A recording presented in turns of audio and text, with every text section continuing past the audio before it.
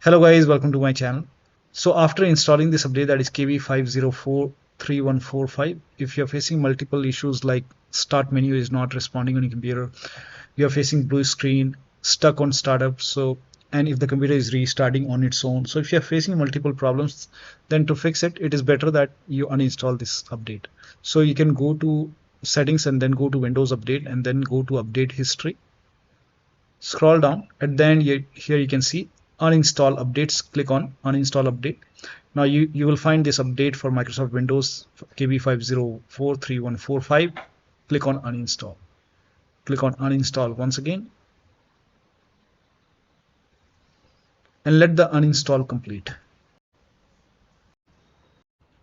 Now once the uninstall is complete, you will see restart required. So you have to restart your computer after this.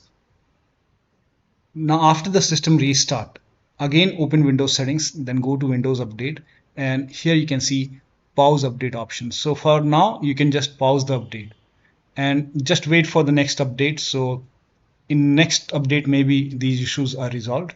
So till then you can pause the update. Maybe you can pause it for 1 week, or you can just pause it for extend it for, like here you can see 2 weeks or 3 weeks. And whenever you want to resume the update, you can always click on resume update.